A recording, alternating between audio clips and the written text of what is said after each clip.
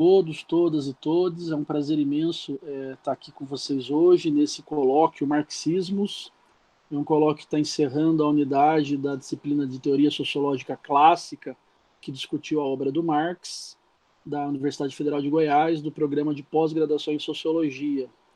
E nós estamos encerrando com uma atividade pública, online, do ensino remoto emergencial, com a presença do professor Nildo Viana, da professora Carla Benites Martins e do professor Tiago Camarinha Lopes, né?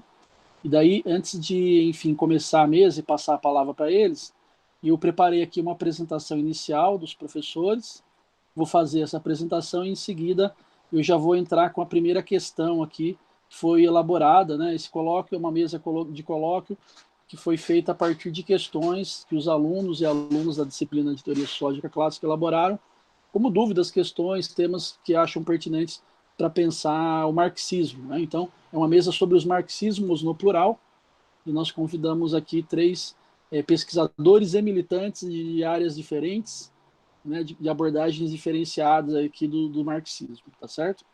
Então, eu queria começar apresentando o professor Nildo Viana, que é doutor em Sociologia pela UNB e professor aqui da Faculdade de Ciências Sociais da UFG. Eu vou destacar de cada convidado e convidada duas produções que, do meu ponto de vista, representam um pouco do que são, né, tanto na academia como na militância. E no caso do professor Nildo, que tem uma obra extensa já no campo do marxismo, eu queria destacar um livro que eu gosto muito dele, que é O Capitalismo na Era da Acumulação Integral, e também um livro chamado Manifesto Autogestionário, que, do meu ponto de vista, representa muito bem a militância do professor Nildo no campo aí do marxismo autogestionário. Eu quero apresentar também o professor Tiago Camarinha, que é doutor em economia pela UFO, Universidade Federal de Uberlândia, e professor da FACE, na Faculdade de Administração e Ciências Econômicas da UFG. E também destaco duas produções do professor Tiago, um artigo que ele publicou na Economia e Sociedade da Unicamp, intitulado Continuidade e Ruptura em Economia Política ou Quantidade e Qualidade na Teoria do Valor, né? E também um livro que ele é um dos organizadores, que chama Economia Solidária em Debate, Relatos do Encontro Goiano de Economia Solidária, que representa também um pouco a militância do professor Tiago no campo da economia solidária. E, por fim, a professora Carla Benites Martins, que é doutora em Sociologia pela UFG, aliás, pelo programa de pós-graduação em Sociologia aqui, e professora do curso de Direito da Universidade Federal de Jataí, né? A nova universidade nossa aqui do estado. Também destaco dois trabalhos dela, um artigo chamado Filosofia versus Ciência em Marx, é uma questão, né? A presença e a importância dos aspectos filosóficos dos primeiros escritos na construção teórica de Marx. E também um livro, que ela é uma das organizadoras, chamado A Luta pela Terra, a Água, a Floresta e o Direito, que representa, do meu ponto de vista, muito bem a militância da professora Carla no movimento ecossocialista, né? Enfim, então nós temos aqui três intelectuais orgânicos na acepção gramsciana, né, do termo, que conhecem profundamente a obra de Marx, né, possuem, enfim, linhas específicas no campo dos marxismos, né, do marxismo, e é por isso que vocês vão ajudar demais a gente a aprender um pouquinho mais sobre o Marx, né? E daí eu queria começar, então, a primeira rodada com a primeira questão, né, que foi elaborada pelos estudantes. E a primeira questão eu vou colocar ela aqui também no chat, tá, para a gente ter ela aqui também, né, enfim, que todo mundo consiga visualizar aqui no chat. Mas a primeira questão é exatamente essa, né? Como podemos pensar o conceito de mais-valor nas novas relações de trabalho que envolvem prestação de serviço, como, por exemplo, as formas de trabalho uberizadas, trabalho autônomo precarizado, o autônomo aqui entre aspas, né? Então eu começo com essa primeira questão para vocês, e a gente não combinou quem fala primeiro, quem fala em seguida, não sei se a gente segue o trajeto do cartaz, né? Ou, enfim, vocês combinam de falar, o que vocês acham melhor? Podemos seguir o cartaz? Porque o cartaz está o Nildo, o Thiago e a Carla, pode ser? A gente fez o cartaz pela ordem de convidados, tá, gente? Acabamos colocando assim, tipo, o Nildo a gente convidou, depois o Thiago, depois a Carla, e daí A gente não pensou muito também ali. Então vamos lá, começamos com o professor Nildo, em seguida o professor Tiago e a professora Carla.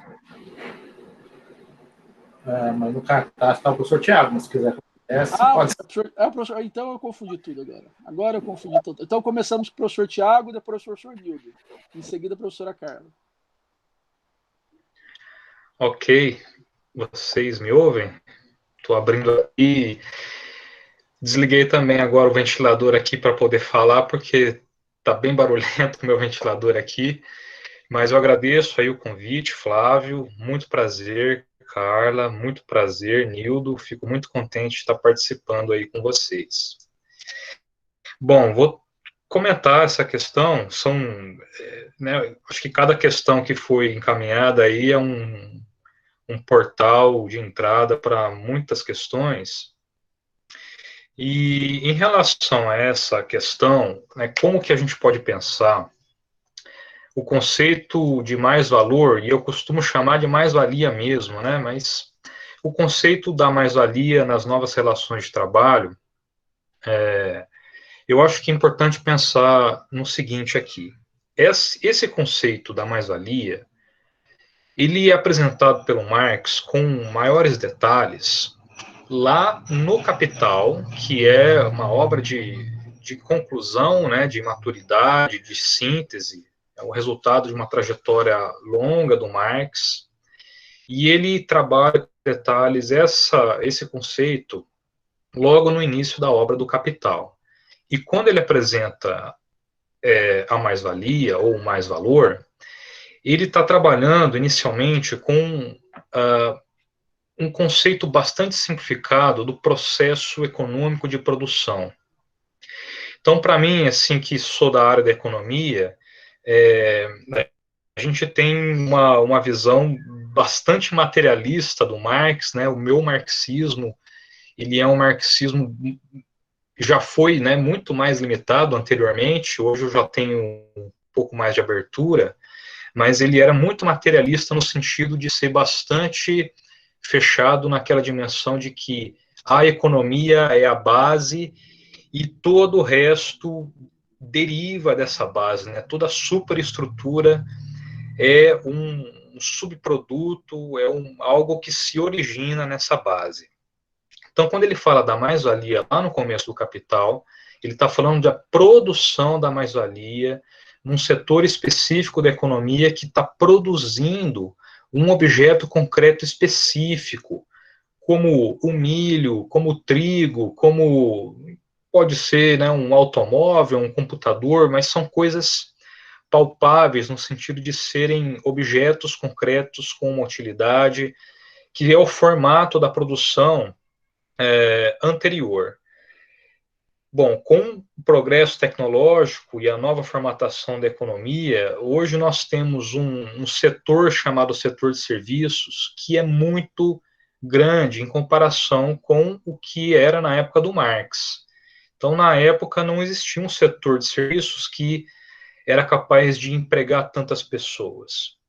E o grande desafio dessa questão é o seguinte: no conceito do Marx, mais tradicional, o valor e o mais-valor são produzidos na esfera da produção. E aquelas atividades que caem fora da esfera da produção, que fazem parte de distribuição ou de prestação de serviços, que talvez não configurem a etapa da produção, podem empregar também trabalhadores assalariados, mas dependendo das definições que a gente pegue, essas tarefas ou esses trabalhos não são produtores de valor e nem de mais-valia. Então fica um pouco desafiador explicar como que é possível explicar, fundamentar a exploração, porque os trabalhadores que trabalham nesses setores de prestação de serviços, esses setores aí que são os precariados, né, com base nas novas tecnologias de prestação de serviços, são todos trabalhadores que estão sendo explorados. Essa é uma constatação real, concreta, da vida dessas pessoas que estão fazendo esse trabalho. de modo que eles estão sendo explorados, mas dependendo da definição, é possível que eles não estejam produzindo mais-valia, dependendo do conceito que se tenha do limite da esfera da produção. Né? Se for, por exemplo, imaginar aqui um entregador de refeição do Uber Eats, um aplicativo de refeição. A refeição, ela está no processo de produção quando está lá na cozinha. O cozinheiro junta os ingredientes, prepara a refeição fica pronta, ela é embalada, e depois ele é só transportada espacialmente. Dependendo da definição que se tome, essa parte do transporte espacial desse produto já não faz mais parte da etapa de agregação de valor. Então, tem essa dificuldade de explicar como que, né, o entregador da refeição pode estar sendo explorado se ele não está produzindo mais-valia, mas isso também não é muito divergente. Ele está sendo explorado, sim, e ele pode estar sendo, como é que a gente vai colocar? Produzindo mais-valia no sentido negativo, né? Porque, na verdade, todo esse setor de serviços, ele é sustentado pela parte produtiva da economia que se concentra lá, realmente, nos setores que produzem e que agregam o valor, né?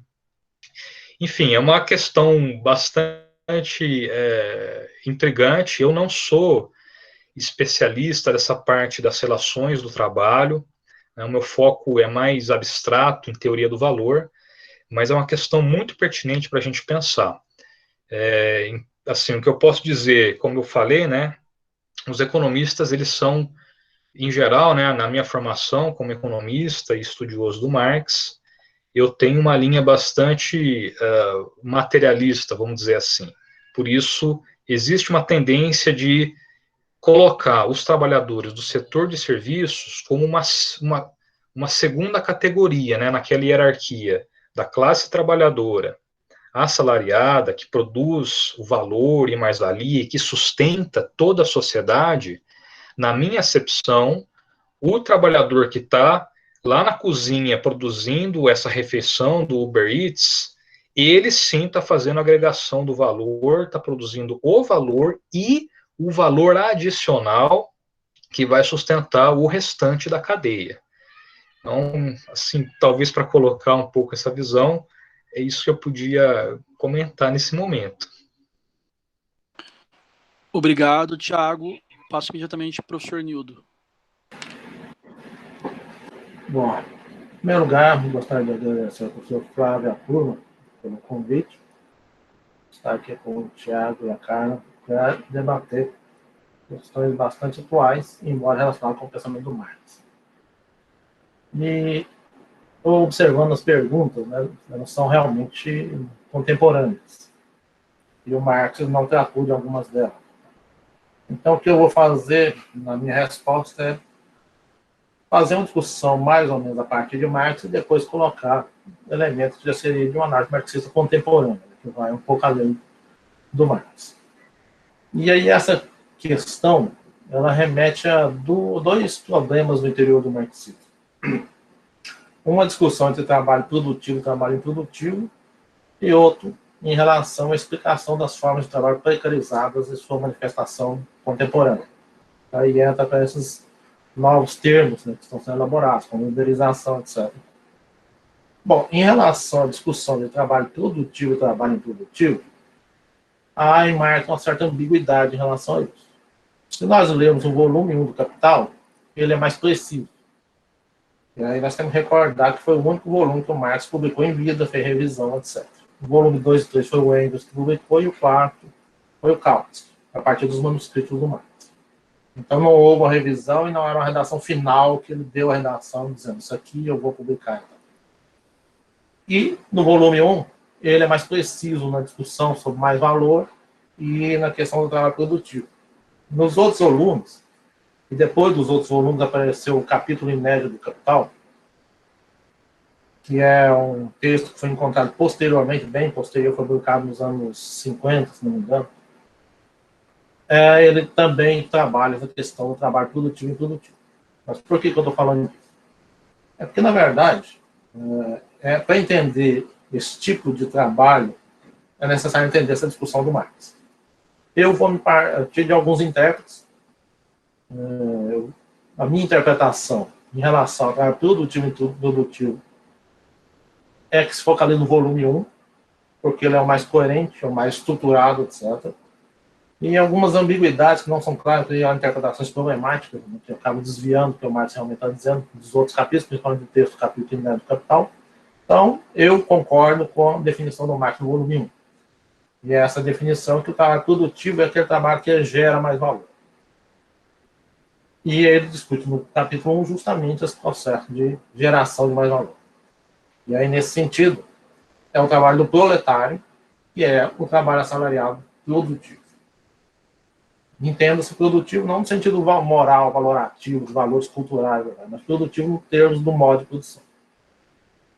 Então, no modo de produção capitalista, produtivo é aquilo que produz mais valor. Em outros modos de produção, já tem outra lógica. Nesse sentido, é necessário entender que esse trabalho, que vem sendo chamado de uberizado, etc., ele não é um trabalho produtivo. Então, a minha interpretação vai na linha do Tiago, ou seja, não é um trabalho que produz mais valor. Mas é um trabalho, né, precarizado. E não gerador de mais valor. Não cria um novo valor, não cria mais valor.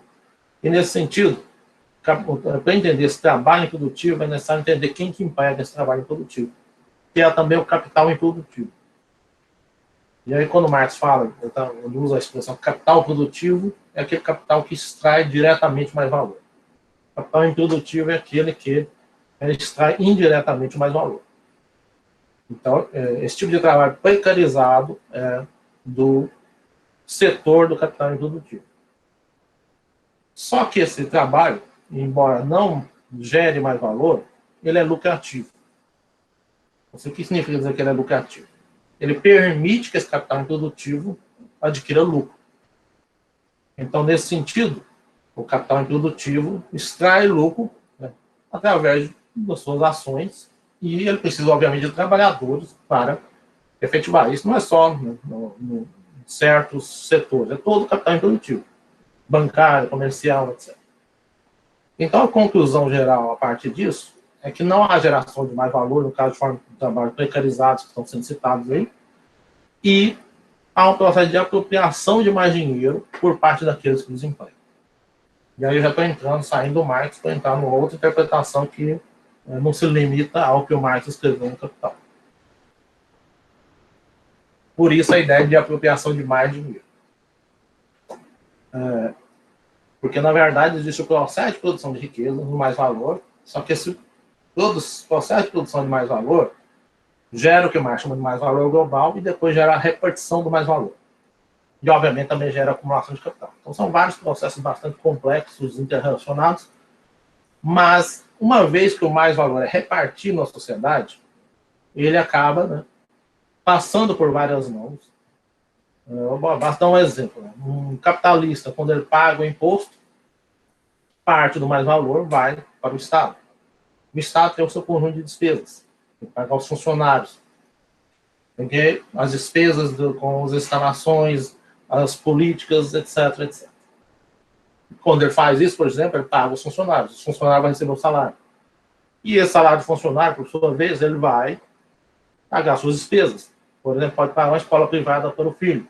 E a escola privada é uma outra instituição que vai receber dinheiro que vem desse salário e vai pagar suas despesas, pagar seus funcionários, ou seja. Então, uma coisa é a produção da riqueza e outra é a sua redistribuição e a circulação dessa riqueza uma vez produzida. E aí, nesse sentido, nessa instância, a apropriação de mais dinheiro. E aí nós temos aí um diferencial em relação ao que ocorre no modo de produção capitalista, ou seja, no processo de produção de mais valor. Então, nesse sentido, esse capital improdutivo, para ele conseguir efetivar o serviço pelo qual ele vai adquirir seu lucro, ele precisa de contratar trabalhadores também. E quando ele faz isso, é interesse dele precarizar o máximo possível. Não pagar direitos, pagar baixos salários, ou pagar por espécie, ou outras formas que vai garantir que ele vai ter um gasto mínimo. Porque quanto menos gasto ele tem com força de trabalho, maior vai ser o seu lucro e, portanto, a sua apropriação de mais dinheiro. Então, se trata de um processo completo dentro da sociedade capitalista. E aí, nesse sentido, são trabalhadores que, se deixar o bel prazer do capital improdutivo, eles vão ter condições de trabalho, salários, etc., cada vez mais precários e vivendo em condições cada vez mais precárias. É isso. A palavra é sua, Carla. Olá, boa tarde. Espero que vocês estejam me ouvindo bem. Se falhar aqui, vocês me avisem, tá? Porque a gente tem mais de uma pessoa em trabalho remoto aqui em casa e às vezes dá uns curto-circuito aqui. Mas quero agradecer muito o convite feito pelo Flávio, um grande companheiro, uma pessoa que eu tenho muito respeito e carinho, e dizer que me sinto muito responsável, né, por estar aqui, espero que dê conta, né, da tarefa, e muito contente, né, de poder compartilhar desse espaço. Eu acho que antes de eu dar alguns palpites aqui sobre a pergunta, não no sentido de dar uma resposta, né, como meus colegas disseram, são perguntas muito atuais e muito complexas, mas eu queria só primeiro colocar um pouco, acho que o Flávio, ao me apresentar, me situou um pouquinho, né, enquanto uma jurista, né, que tem uma aproximação sociológica e que busca construir uma trajetória intelectual marxista. Então, esta minha trajetória particular me coloca algumas potências e alguns limites, né?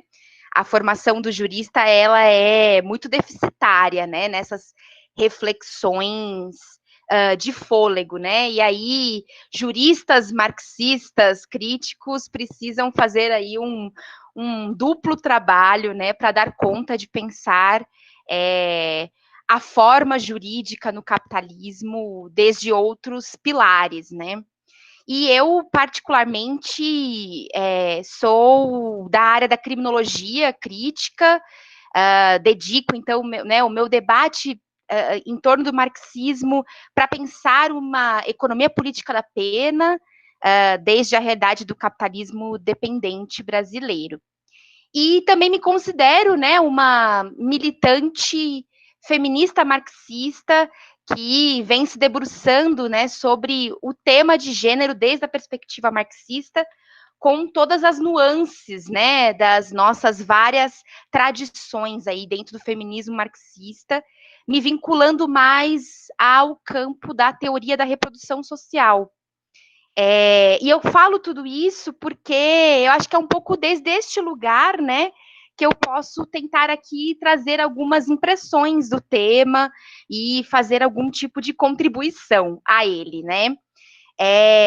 Então, eu não vou, eu vou buscar não repetir, né, o que os meus colegas colocaram, e eu pensei, nesse primeiro momento, colocar algumas impressões minhas de quais são os desafios, né, de pensarmos o marxismo no século XXI.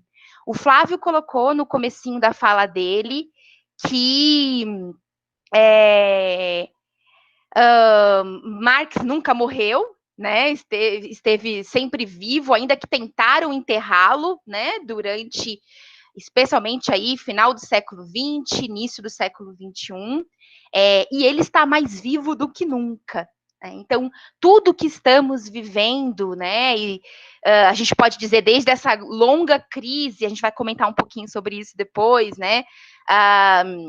Com o neoliberalismo e agora nesse contexto pandêmico.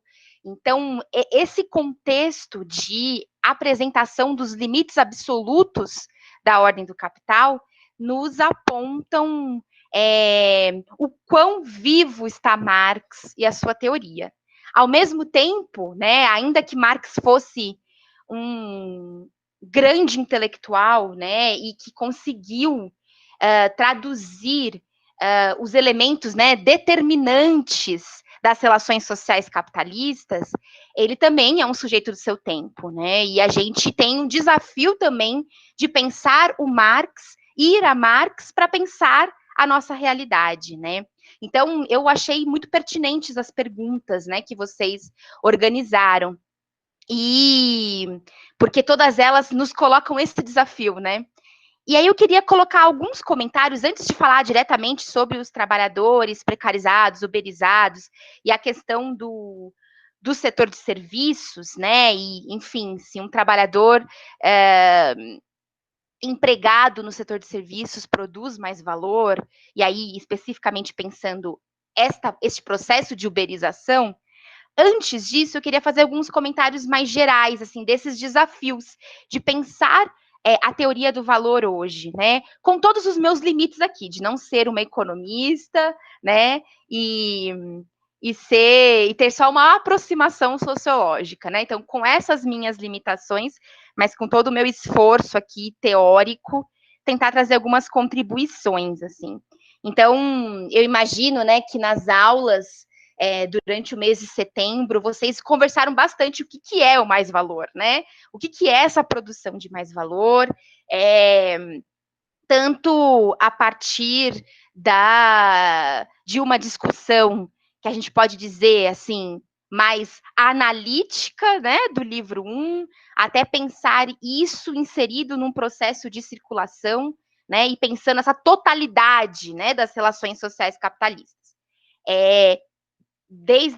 Da minha humilde opinião, essa é uma tarefa nossa da vida, né?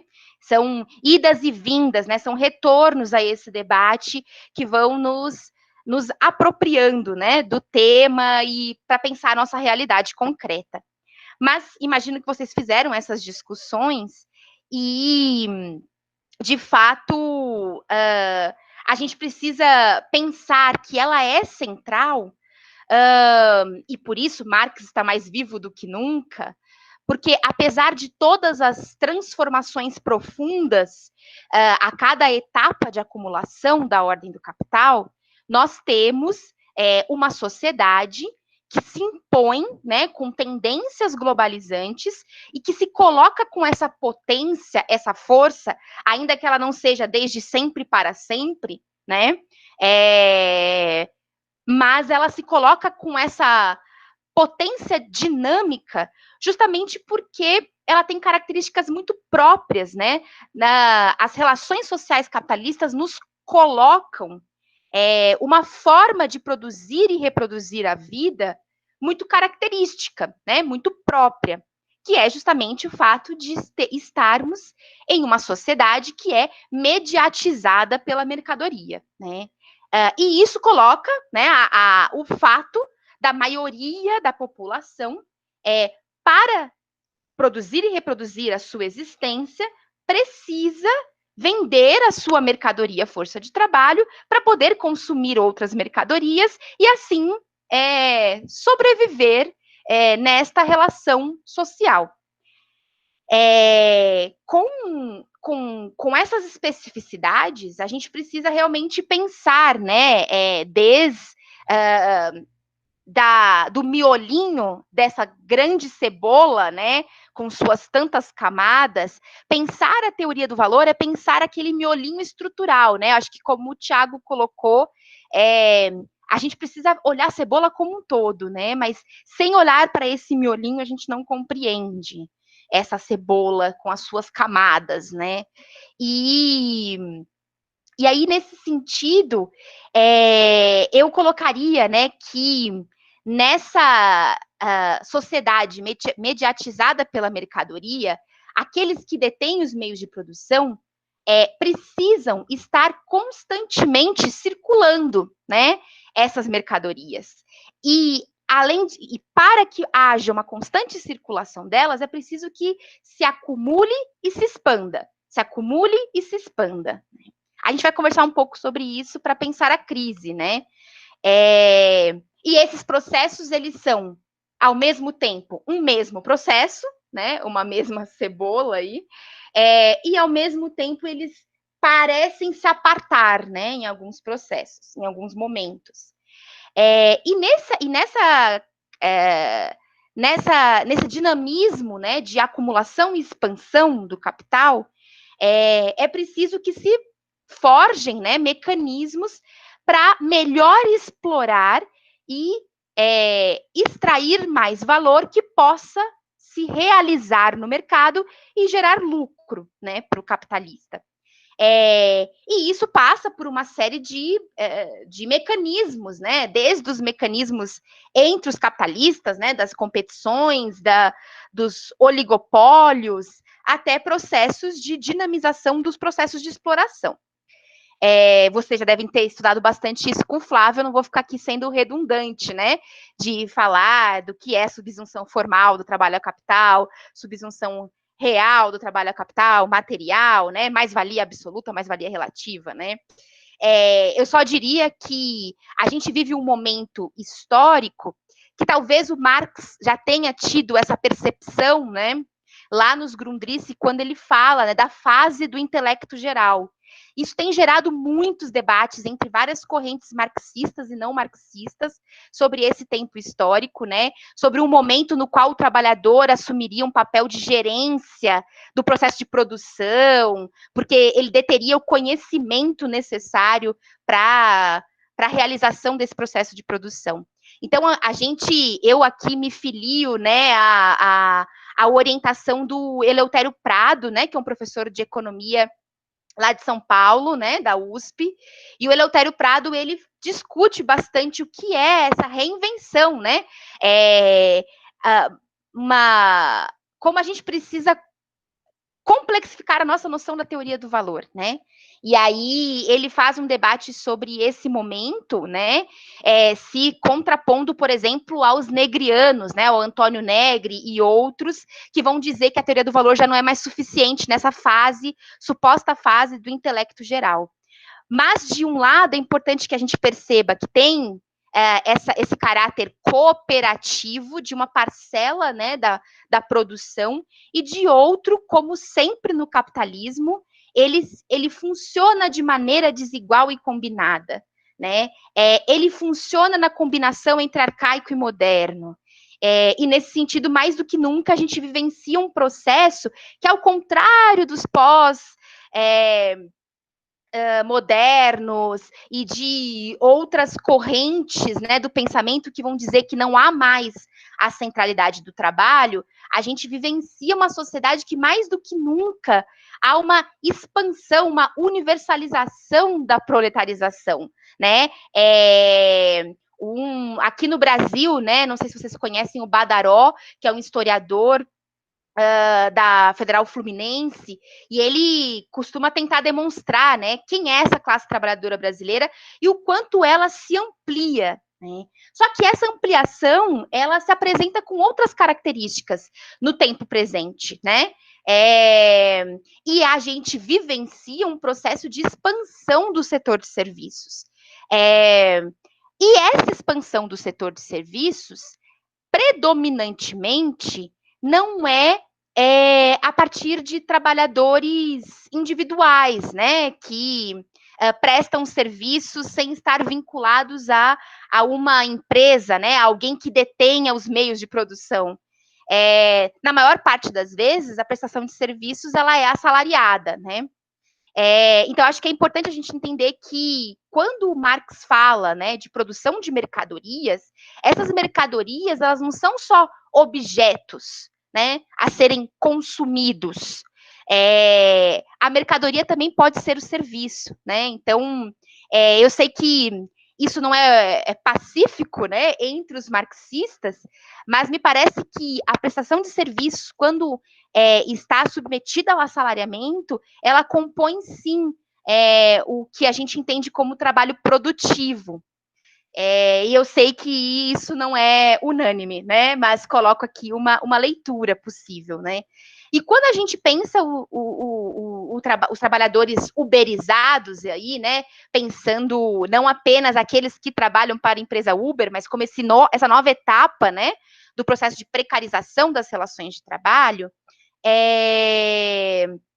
a gente vivencia uma grande mistificação, né? Então, quem nunca, né, conversou com um um motorista de Uber que coloca o quanto se sente à vontade por ter seu próprio negócio, né? Que vendia sua força de trabalho para alguém que era super explorado e que agora ele tem seu próprio negócio, ele faz do seu jeito, no seu ritmo e tudo mais. Mas isso é uma grande feitiçaria, né? Na verdade, a gente vivencia hoje um falseamento desse processo de exploração, né? E apesar dessa pessoa, né, ter que colocar a sua bicicleta, o seu carro, o seu celular, o seu computador, né, para realizar o serviço, ele, na verdade, não é o detentor do meio de produção, né? Ele não é empreendedor de si mesmo. Ele vende a sua força de trabalho para o aplicativo, né? E esse aplicativo, inclusive, a gente vivencia, né, jornadas de trabalho extenuantes, né? Há aí uma média, agora no meio da pandemia, né, durante o processo do break dos trabalhadores dos aplicativos, saíram alguns estudos, né, que foram mostrando que eles têm trabalhado uma jornada de 16 horas ao dia, e isso rende mais ou menos R$900 por mês. Pensando aí nos aplicativos Rappi, Uber, iFood, né? E isso nos demonstra, né, o quanto que essa extensão de jornada uma parcela muito pouca, né, fica para eles, e uma parcela muito grande fica para as empresas de aplicativo, né? Então, acho que talvez até uma leitura um pouco diferenciada das dos meus dois colegas, mas eu compreendo essa caracterização como trabalho produtivo desde estes horizontes aí teóricos que eu tentei expressar. Eu acho que eu já falei demais, né, Flávio? Eu vou só deixar aqui dois elementos, eu não vou desenvolvê-los agora, mas tinham duas coisas que eu pensei, como eu posso colaborar para a gente atualizar esses nossos debates sobre teoria do valor, né? E eu acho que tem duas grandes discussões, assim, que me parecem muito pertinentes, né, que se tiver oportunidade, depois a gente pode falar um pouquinho mais sobre elas. Uma é o debate já, né, histórico das feministas marxistas sobre como pensar e interpretar o trabalho necessário, né, nessa divisão entre trabalho necessário e trabalho excedente, para pensar o trabalho que subjaz a esse e que é determinante para a própria produção da força produtiva, né? Que é um debate sobre como a gente entende o valor de troca da mercadoria força de trabalho. E para entender o valor de troca da mercadoria força de trabalho, a gente tem que entender que existe um outro trabalho que não é reconhecido como trabalho no capitalismo, muitas vezes não remunerado, que é aquele que produz essa mercadoria força de trabalho, que é o trabalho doméstico, que não é um trabalho produtivo, mas que é pressuposto para a extração de mais valor, né? Então, acho que esse é um debate também mais atual do que nunca, não é novo, mas ele é fundamental para a gente complexificar o nosso debate da teoria do valor, né? Assim como a discussão sobre superexploração, né? Para pensarmos as especificidades do capitalismo dependente, mas acho que isso aí é debate para um outro encontro, né? É isso. Ok, obrigado. Então a gente, enfim, fechou essa primeira rodada. Eu já vou imediatamente colocar aqui a segunda questão para a gente fazer já a segunda rodada. Mas a Carla estava falando agora no final, eu lembrei muito da Eliette Safiotti, que é uma autora que eu gosto muito, né, falando do trabalho doméstico, tão precário que ela considerava como pré-capitalista, né, porque, enfim, então esses trabalhos cada vez mais precarizados. Mas eu vou passar então agora para a segunda questão, vou colocar aqui no chat também elaborada pelos estudantes aqui da disciplina, né?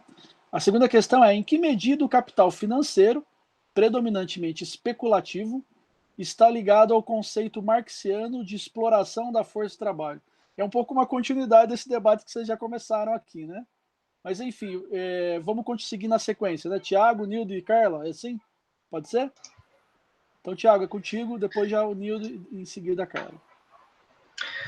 Ok. Antes de entrar na questão, só quero comentar o que a Carla colocou, que tem um aspecto que eu queria colocar, que eu concordo desculpa, muito com ela. só te interromper de novo. Aliás, eu ia até falar isso para vocês. Se tiver réplica e tréplica, vocês podem aproveitar, enfim, fazer as réplicas e tréplicas. É bom porque daí já faz o debate, né? Eu queria comentar rapidamente, foi muito interessante o que a Carla trouxe. Queria destacar que eu concordo muito com ela quando ela diz que o serviço é uma mercadoria. Sim, o meu conceito, na minha leitura, sim, serviço é mercadoria. Aliás, na minha leitura do que é mercadoria, tudo é mercadoria. A mercadoria não é um objeto, como a Carla colocou. Ela não é uma coisa que você precisa pegar na mão. Não. A mercadoria é uma relação social de produção. O processo produtivo de objetos úteis, vamos colocar assim, em que a produção não coincide com o instante do consumo, que é o caso dos serviços, eles são fornecidos, eles são gerados no processo econômico como mercadoria. Um prestador de serviço está ali fazendo a venda de uma mercadoria. Ele tem a forma de um serviço, porque o instante da produção não é separado do instante do consumo. No caso do transporte, no caso de um corte de cabelo e diversas outras mercadorias, todas elas são mercadorias, sim. Porém, dependendo, assim, ser mercadoria ainda não significa se o trabalho gerador dessa mercadoria é produtivo ou improdutivo. Então, são várias definições que a gente tem que averiguar ali, por isso que é uma questão bastante complexa, mas eu concordo sim com ela, serviço é mercadoria. Tá? Qualquer coisa, a minha definição é muito abrangente de mercadoria, qualquer coisa que tenha valor e valor de uso é mercadoria, porque a mercadoria é uma relação social de produção, e os serviços se enquadram nessa definição. Tem várias outras coisas interessantes que a Carla colocou, que eu não vou explorar bastante, mas quando ela comenta lá no começo sobre o marxismo, eu acho que isso é muito rico, sabe? Eu tenho feito uma reflexão sobre o marxismo, que tem sido a seguinte. Eu acho que aquela tentativa de separar o que é marxismo e o que não é marxismo, eu não acho que isso seja muito útil. Anteriormente eu tentava ser mais rigoroso nisso, assim, tentar separar autor que é marxista, autor que não é. Eu era muito preocupado com essas classificações. Atualmente, eu tenho pensado o marxismo de uma maneira muito mais volátil, talvez, porque eu comecei a refletir o seguinte: como que Marx produziu o marxismo? Como é que ele construiu o marxismo se não existia nenhum marxista antes dele? Então, eu acho que é isso que a gente precisa aprender com o Marx. Como que nós, a partir do estudo da realidade e a partir do desvendar da produção intelectual de todos os intelectuais, sejam eles militantes ao lado dos trabalhadores, sejam eles inimigos da classe trabalhadora, a gente precisa, como é que eu vou colocar, dominar essa produção intelectual, independente da área que for. Eu coloco isso porque existe uma tendência muito grande no âmbito acadêmico de o indivíduo, o pesquisador, se embrenhar dentro de uma determinada vertente, no caso o marxismo, e não entrar em contato com nenhuma coisa que seja produzida fora dessa escola, né, de pensamento. Então é uma reflexão que eu ponho também, porque, né, o título do colóquio, de marxismos no plural, eu acho muito acertado. Eu mesmo tenho feito uma reflexão nessa direção. Então é bastante interessante também esse debate sobre os marxismos, que a gente pode explorar um pouco. Em relação agora a essa segunda questão, em que medida o capital financeiro, predominantemente especulativo, está ligado ao conceito de exploração da força do trabalho? Bem, na minha compreensão, está totalmente ligado. E aqui eu quero pôr a seguinte ideia. Essa separação entre um capital produtivo e um capital que é improdutivo, né, que é aquele capital especulativo, a esfera financeira e não a esfera produtiva, é uma separação válida. Contudo, nós não podemos esquecer que as separações em Marx sempre são dialéticas. Portanto, existe uma linha de continuidade entre aquele capital produtivo, que supostamente é um capital saudável, né, tem um colesterol saudável, tem um colesterol que faz mal para a saúde, e na área dos economistas, os economistas reformistas, eles gostam muito de separar o capital produtivo, que seria um capital bacana, legal, porque ele gera emprego, ele gera novas riquezas, e o capital ruim, que seria o capital financeiro especulativo. Essa separação, muito abrupta, não funciona na minha leitura, porque em Marx, capital é uma totalidade. O capital produtivo, que está lá na esfera da produção, de riqueza nova, que está empregando um trabalhador, e, portanto, esse capital é o responsável pela geração daquele material que compõe a cesta de subsistência desse trabalhador. Esse capital, ele é uma parte daquele capital que está lá na ponta no sistema financeiro, lá em cima, no sistema de crédito, no mundo dos bancos, no sistema financeiro internacional. Então, existe uma linha que conecta o capital produtivo, que está explorando a força de trabalho diretamente, lá no momento da produção, onde está acontecendo, de fato, a transformação da natureza por meio do trabalho humano, e a apropriação desse resultado de produção em todas as esferas da sociedade, por todos os membros, por todas as classes que compõem essa sociedade. Então, nesse sentido, está totalmente conectado. Não existe um capital especulativo que pode sugar valor sem que esse valor tenha sido criado em algum momento na esfera da produção. Então, é a partir daí que eu vejo essa ligação, essa conexão, né? Em que medida está ligado? Está totalmente ligado. É uma ilusão imaginar que o capital financeiro pode se apropriar de um valor que não foi produzido na esfera da produção, né? Eu gosto de usar essa linguagem de sugar ou de chupar. O capital financeiro, ele está sugando, chupando alguma coisa, como se fosse um ralo que está puxando, né? Está puxando a água que está ali na bacia. O capital financeiro, o capital especulativo é como se fosse esse ralo. Ele tem uma força de atração gravitacional, porém essa força só faz sentido se tiver algo para ser puxado. E esse algo é gerado justamente na esfera da produção. Por isso a conexão é total, né? É uma ilusão, e essa é a ilusão que o investidor capitalista tem, por não conhecer a totalidade do processo. Ele imagina que é possível aumentar a quantidade do valor sem fazer o capital dele passar pela esfera produtiva. E isso é uma grande ilusão, que, como a gente pode elaborar depois, é o que acaba gerando as crises capitalistas.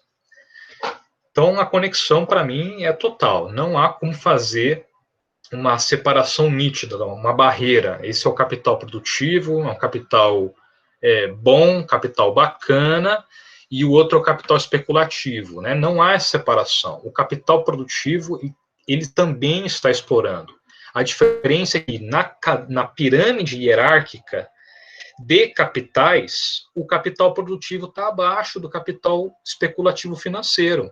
Ele está no nível daquele empreendedor que tem que pensar um negócio, contratar um trabalhador, que dá o super trabalho, e ele é oprimido porque ele tem que pagar imposto. É o coitado do empreendedor. Esse é o capital produtivo, o capitalista produtivo. Quando eu costumo fazer minha aula de economia política, quando eu chego nesse momento, a gente sempre fala, o coitadinho do trabalhador, e eu brinco, né? Assim, é uma brincadeira, porque na pirâmide hierárquica de exploração é evidente que o trabalhador assalariado está lá embaixo, né? Mas esse empreendedor, que é um capitalista, produtivo, ele, de certa maneira, ele também é oprimido, ele é oprimido pelo sistema financeiro, pelos bancos, e, de certa forma, ele também é oprimido pela organização da classe trabalhadora assalariada, que exige, né, direitos trabalhistas, um salário adequado, e esse coitado que está no meio, ele está desesperado, porque ele vai falir, ele está num processo de competição intensa, o capital dele é produtivo, o banco está, assim, prestes a tomar o negócio dele, se ele não conseguir gerar um negócio com um lucro adequado, que sustente a posição dele como um não trabalhador, e ele está sempre na iminência de falir, e quando ele falir, ele vai cair para a classe trabalhadora assalariada. E a última coisa que ele quer é isso. Enfim, esse extrato aí do meio é aquela massa que vai gerar o fascismo, né, no fim das contas, o movimento fascista. Então eu costumo apresentar essa faixa aí com bastante, assim, piedade, né, com muita empatia, tadinho desse capitalista produtivo. Mas só para conectar aqui, esse capital produtivo, ele explora quem está abaixo, mas ele é explorado pelos capitais que estão acima, que são os capitais da esfera financeira, do sistema financeiro, que são puramente especulativos e estão sugando todo o valor que está sendo produzido lá na base dessa pirâmide de capital. Muito obrigado, Thiago. Passo imediatamente para o professor Nildo.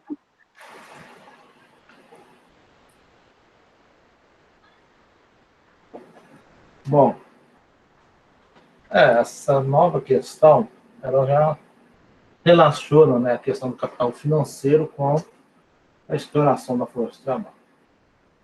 Então, para discutir isso, é necessário, né, aí eu vou fazer o mesmo esquema que eu fiz na primeira pergunta. Vou falar primeiro do Marx, depois falar de elementos mais contemporâneos, uma análise marxista mais contemporânea.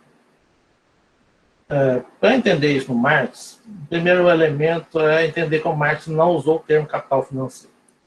Não é um termo trabalhado por Marx. A ideia de capital financeiro foi desenvolvida no início do século XX, né? O Hilferding, um social-democrata austríaco e economista, escreveu a grande obra dele, né, o Capital Financeiro, onde se sistematizou e desenvolveu mais essa ideia de capital financeiro. E, posteriormente, o Lenin, no seu livro Imperialismo, Fase Superior do Capitalismo, vai abordar também essa questão do capital financeiro. A tese básica que está no Hilferding, que o Lenin retoma, é que o capital financeiro é fusão do capital bancário com o capital industrial. No caso do Marx, ele usou o termo capital bancário. Não trabalhou esse processo de fusão, etc., mesmo porque essa concepção do Lenin também ela é passiva de críticas, etc. Então, nem todo mundo concorda com essa concepção do Lenin. Os críticos da sua concepção de imperialista, né, contam vários problemas e um seria essa suposta fusão de capital bancário e capital industrial. O Marx trabalha capital bancário. Já discutiu o capital bancário, ele retoma ali a forma mais simples para explicar a forma mais complexa. E a forma mais simples é o capital portador de juros. Esse é o termo que o Marx vai utilizar. O capital portador de juros tem uma forma ainda mais simples e primitiva, que é o que existia, por exemplo, durante a sociedade, no final ali, na crise, ali, na última fase da sociedade feudal, que era condenado pela igreja, chamada usura. Ou seja, o indivíduo faz um empréstimo, digamos, empréstimo para o indivíduo R$100, e cobra o juro de 10%. Significa que ele vai ter que me pagar 110. Então aparece o quê? R$10 a mais, para mim. Obviamente que para o indivíduo que pagou juros é a menos. Para quem recebeu é a mais. O capital portador de juros, o Marx já vai ver ele na sua inserção no desenvolvimento histórico, na emergência do capital. Então, o capital portador de juros vai se desenvolvendo e vai desembocar no capital bancário. Por isso que ele é a forma mais simples. Só que o Marx vai dizer que o capital portador de juros ele é visto na sua aparência. Ou seja, há uma aparência sobre esse capital e essa aparência atribui a ele o papel de geração de riqueza. É aquela velha história, né, dos ditos, né, dinheiro gera dinheiro. Então, mas isso é uma aparência. E o Marx vai justamente fazer toda uma análise para desmontar essa aparência. Assim como ele faz a crítica do fetichismo da mercadoria, ele também faz toda uma análise para mostrar que o capital portador de juros não gera riqueza. E ele faz todo um processo para analisar isso daí. E é necessário compreender outros elementos da obra do Marx, que eu vou ter que falar rapidamente, porque envolve várias outras questões. Mas, recordando a teoria do mais-valor do Marx, o processo no qual o proletariado gera mais-valor, existe a apropriação desse mais-valor pela classe capitalista, nesse processo há a efetivação da exploração e o processo de produção de riqueza. Nesse conjunto, né, de relações, nós temos aí uma característica específica do capitalismo, que é a fórmula que o Marx traz para explicar isso, que é DMD. Ou seja, o capitalista começa com dinheiro, investe, compra matérias-primas, meios de produção, etc., força de trabalho. A força de trabalho produz a mercadoria, então começa com D, dinheiro, depois tem a produção de mercadoria M, e no final nós temos D'. D' quer dizer que é dinheiro novamente, só que mais dinheiro, por isso que é D'. E esse processo da produção capitalista, ele é contínuo, porque uma vez que tem esse D', ou seja, esse é o mais valor, o lucro, que é mais do que foi investido no início, ele vai investir mais ainda. Significa que vai produzir mais mercadoria e vai ser de duas linhas, e assim sucessivamente, né, que é o Marx chamou de reprodução ampliada do capital. Então, a reprodução ampliada do capital vai gerar alguns fenômenos. Eu só vou citar aqui rapidamente o fenômeno da concentração e centralização do capital. Então, quando há esse processo de concentração e centralização do capital, o capital vai se tornando cada vez mais forte, mais poderoso, até gerar os oligopólios. Então, nós temos aí esse trajeto que ajuda a explicar o que o Marx vai trabalhar em relação ao capital bancário. Ou seja, o capital portador de juros não aparece como DMD, porque não existe mercadoria no meio do processo. Então, o que aparece aparentemente? D'. Significa que ele entra com dinheiro e sai com mais dinheiro. E aí isso gera a aparência de que ele gerou riqueza, que ele gera riqueza por si mesmo. E aí é que Marx vai buscar mostrar que não é assim que ocorre o processo. Isso é aparente, isso é a aparência do fenômeno. Então, como que ocorre? Lembrando que o Marx trata o DMD, que é o processo de acumulação capitalista, e que o Marx analisou as formas de produção mercantil simples, como a camponesa, que é MDM, começa com mercadoria, vende o excedente, pega um dinheiro e compra as mercadorias de um produto. Então, isso aí é a produção mercantil simples. Esse capital portador de juros, ele faz um movimento diferenciado. O movimento diferenciado que ele faz é com essa ideia de D', ou seja, que dinheiro gera riqueza, se ofusca parte do processo. Marx vai dizer que existe, no fundo, o seguinte esquema que explica o capital bancário. D, M, D' mais. É meio complicado. Se pudesse colocar aqui num quadro, né, ficaria mais fácil entender. Mas o que o Marx quer dizer? Se existe o D e o D mais, o D', que é o que aparece ser o capital bancário, portador de juros, e o capitalismo é DMD+, ou D', nós temos aí, na composição do capital bancário, o desaparecimento desse DMD'. Só que o Marx vai dizer, olha, o capital bancário realiza empréstimo para o capital industrial. O capital industrial, com esse empréstimo, é o D do seu início, produz mercadoria e vai receber um a mais, que é o D'. E aí, com esse a mais, ele, em parte, ele paga os juros do capital bancário. Então, o que o Marx está querendo dizer com isso? É que nessa visão fetichista do capital portador de juros, se abstrai esse meio do caminho. Ou seja, se abstrai quem paga os juros para o capital bancário. E aí, Marx vai mostrar que os juros que vêm do capital bancário vêm do capital produtivo, que, por sua vez, vem da exploração do proletariado, da extração de mais valor. Então, nesse sentido, nós temos aí uma visão aparente, imaginária, fetichista do capital portador de juros. E o Marx vai mostrar justamente que o capital portador de juros drena parte do mais valor. E retoma aquela discussão que eu fiz no início, que existe a produção do mais valor e existe a sua repartição na sociedade. O capital bancário vai drenar uma parte do mais-valor global, sendo que essa parte que o Marx está explicitando aí vem direto do capital industrial. Então, isso daí é como o Marx vai trabalhar. Só que o Marx discute isso não no volume do capital, ele discute isso nos outros volumes. Tem passagem no volume 2 e 3, onde ele está discutindo esses elementos. E aí, nesse processo de discussão que o Marx está fazendo, ele vai defender a tese de que o capital bancário extrai do capital produtivo parte do mais-valor. E ele usa isso das mais variadas formas. Então, os juros vai assumir vários aspectos, né? Então, ele vai trabalhar com a questão de títulos, hipotecas e um conjunto de outros elementos que o banco lança a mão, etc. Bom, esse seria o Marx na época dele, fazendo essa análise. Só que, como eu disse também na minha primeira exposição, o Marx ele produziu o volume 1 de forma mais desenvolvida, revisada, etc., e os outros volumes foram produzidos por outros.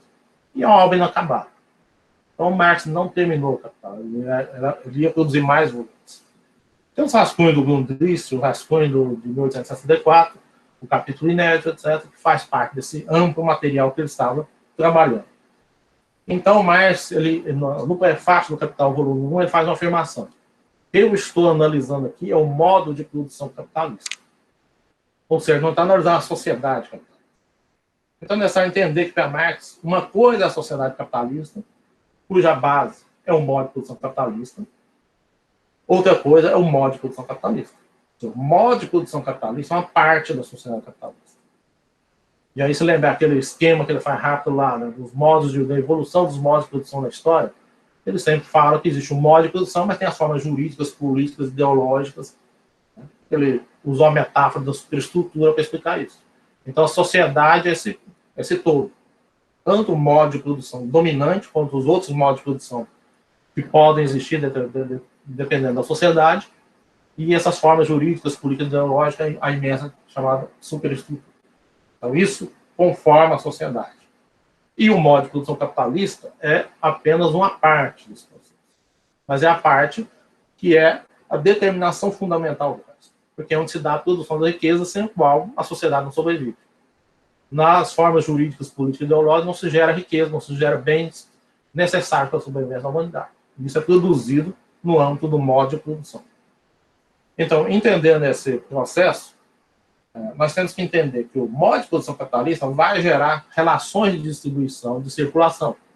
E, portanto, o capital comercial, o capital bancário, vão ter uma importância nesse processo, que é fazer a circulação que permite a realização do mais-valor, que permite a repartição do mais-valor. E, é claro, aí vai ter a superestrutura, porque o Estado vai ter um papel fundamental nesse processo. Então, nesse conjunto complexo, quando o Marx está analisando o capital bancário, ele está analisando ainda na sua relação com o modo de produção capitalista. Então, no análise marxista contemporânea, nós temos que entender isso. E aí nós temos que ir além do Marx, no sentido de que é necessário perceber que o que o Marx está falando está correto, mas que falta algo. E o falta algo é o que as análises marxistas posteriores deviam ter dado conta. Só que a maioria apenas resume ou simplifica o que o Marx colocou. Então, é necessário entender que, quando o Marx afirma que o capital bancário extrai parte do mais-valor do capital produtivo, drena uma parte do mais-valor, é necessário entender que o capital bancário também extrai mais dinheiro de outros setores da sociedade. E aí, o que significa mais dinheiro? Aí já não é mais o Marx, já estou em outro âmbito já. Mais dinheiro é quando você pega a produção existente, e nessa produção existente, essa riqueza já existente, que assume a forma, principalmente de riqueza monetária, você pode distribuir e redistribuir. Pegar uma parte. Por exemplo, quando um indivíduo assalta um banco, ele está extraindo mais dinheiro. Não houve nenhuma produção capitalista, não houve... Simplesmente houve o quê? Uma apropriação de mais dinheiro. E aí, na esfera das formas sociais, jurídicas, político-ideológicas, ou se preferir na metáfora, superestrutura, o que se tem é a apropriação de mais dinheiro. E aí, nesse sentido, o capital bancário ele não faz isso apenas com o capital produtivo. Ele faz isso também com as outras instâncias da sociedade. Inclusive com outros setores do capital improdutivo, como o capital comercial, o capital que trabalha com serviços e todos os outros setores do capital. Então, é nesse sentido que a gente poderia entender essa relação do capital financeiro com a exploração do trabalho. Qual é a relação? O capital financeiro também vive da exploração da força de trabalho, porque ele ganha numa parte do mais valor, quando ele trabalha com capital industrial. E de forma indireta, né, ele também ele se apropria de mais dinheiro dentro da sociedade. Então, no fundo, o capital bancário, ele faz essa drenagem de mais valor do capital industrial, que, por sua vez, explora o proletário, ou seja, no fundo, vem do proletariado. E nesse processo, né, ele acaba criando, e aí nós temos uma lógica semelhante ao capital bancário, que é do capital industrial. Ou seja, quanto mais o capital bancário cresce, mais ele vai concentrando e centralizando o capital. Basta vocês verem os bancos que existem. A maioria dos bancos, os grandes bancos, são mundiais. Então, nós temos aqui os bancos que o Estado sustenta, que é o Banco do Brasil, por exemplo. Mas nós temos, né, a maioria dos bancos, grandes bancos, são bancos mundiais, que é produto dessa concentração e centralização do capital bancário. E aí, obviamente, que eles têm um grande poder derivado disso. Então, em síntese, para entender o ponto de partida que está em Marx é fundamental, mas é necessário a gente ampliar um pouco no sentido de compreender como se dá, além do modo de produção capitalista, que o Marx se limitou a isso, como a obra dele é incompleta, talvez ele avançasse mais para além disso, etc. Mas como não morreu, ele morreu e a obra ficou incompleta, então nós temos aí esse processo de tentar entender aquilo que não foi abordado naquela teoria. E, é claro, olhar se aquela teoria realmente corresponde à realidade. Então, é fundamental a gente entender esse processo todo. E entender esse processo pressupõe entender o que o Marx falou, considerar, e a partir dele, né, a gente avançar no sentido de proporcionar explicações daquilo que ele não conseguiu explicar. Seja por falta de tempo, seja por qualquer outra coisa, seja por foco, etc. Então, é fundamental fazer esse processo de atualizar e aprofundar a teoria do modo de produção capitalista e do capitalismo como um todo. Ok, obrigado. Eu passo então agora para a Carla.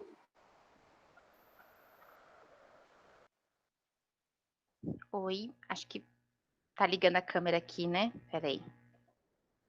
Acho que agora foi. Bom, eu tô me sentindo bem contemplada com a fala dos dois professores. Não quero chover no molhado, né? Então, acho que eu vou fazer uma fala bem breve aqui, Flávio, até para a gente ter oportunidade de conversar sobre a terceira, quem sabe a quarta pergunta, né? Mas só comentar, então, brevemente, que eu tenho muito acordo com né, a colocação do professor Tiago, né? Quando ele, assim como o professor Nildo, colocaram que ainda que em alguns momentos há uma aparência, né? Uma aparência de estarem dissociados, há uma interdependência, né? Entre essas esferas do capital. E a produção, né, como nós já bem sabemos, né, a única mercadoria capaz de se autovalorizar é a mercadoria força de trabalho, né? Então, ainda que nós tenhamos, né, uma sociedade muito complexa, um capitalismo que nos seus processos de acumulação, né, agudizou a sua faceta da financiarização, isso não significa que é possível, né, processos de autovalorização que se descolem lá na essência deles, na ponta do processo de produção, né? Então eles estão, né? Acho que o Thiago fez muito bem quando ele falou, né, dessa linha, né, que une. E o desafio é justamente esse, né, de pensarmos que, ligando com a pergunta anterior, né, o mais valor ele é lucro em potencial, né? E ele precisa se realizar para se orientar em seguida, né? E isso pode acontecer pelo consumo, isso pode acontecer pela acumulação, né? Pelo investimento. Então, a gente precisa, para entender o funcionamento desta sociedade, compreender essas etapas, né? Que não estão dissociadas. O debate que a gente estava fazendo agora sobre o processo de produção e essa noção que inclusive é como didaticamente o Marx coloca, né, do processo de circulação e do processo global, né? E eu acho que o professor Nildo, ele colocou muito bem, né? Eu me sinto muito contemplada quando ele trata um pouco de como é que o Marx descrevia, né, as diferenças do capital monetário ou bancário, né? E demonstrando o quanto que, né, na maior parte das vezes, esse capital monetário ele vai se antecipar às vendas, né, do capital produtivo para investir em um novo ciclo, na esperança de um novo lucro, né? E essa é lá na origem, né? A nossa compreensão de como se dá, né, esse processo de acumulação e qual o papel do capital bancário nesse processo. E acho que é importante colocar, então, que apesar dessa conexão, né, dessa totalidade, essa produção generalizada de mercadorias, ela promove uma aparente descontinuidade, né? Enfim, tempos diferentes dos ciclos respectivos, né? Desse capital monetário, industrial e comercial, né? E que muitas vezes na nossa impressão, né, as relações em que o valor foi originalmente produzido, elas são colocadas, de certa forma, num bastidor, né? Dá uma impressão que as relações de produção se autonomizam desse processo de circulação, né? Mas isso é aparente, né? E acho que isso é importante de ser colocado. E ainda que o Marx não tivesse, acho que o Nildo está certíssimo, né, quando ele coloca, Marx não falou do capital financeiro, né, ainda que ele discuta muito o que é a bolha, né, o que é esse processo de acumulação que gera bolhas a partir do capital bancário, né, e aí ele tem aí pistas muito importantes, mas ele não tinha dimensão, né, do que viria, né, nos desdobramentos, né, do desenvolvimento capitalista, né? Mas tem ali alguns elementos importantes mesmo, né? Então, pensarmos que há, né, na aparência das coisas, né, esse processo que o professor Nildo colocou, né, essa aparente, né, de dinheiro que gera dinheiro, né, de linha, né, ignorando esse processo complexo todo, esse ciclo completo do capital, né? E então, nessa aparência, cria-se essa ilusão, né, de um dinheiro que faz dinheiro, né? De um dinheiro que, eu vou usar aqui as palavras do Daniel Ben Said, um dinheiro que fecunda a si próprio, né? Sem passar pelo circuito da produção e da circulação. E isso é uma aparência, né? Isso é fictício, né? É preciso que a gente compreenda esse ciclo completo, né, do capital. E eu acho que a pergunta posterior, ela, de certa forma, responde a isso, né? É no momento das crises, que são cíclicas, que a gente percebe, né, que aquela bolha não pairava no ar, né? Que ela tem lastro, né? Que ela tem raiz. E que ela depende, né, do capital produtivo. Então, no momento da crise, essa aparência, ela desmonta, né?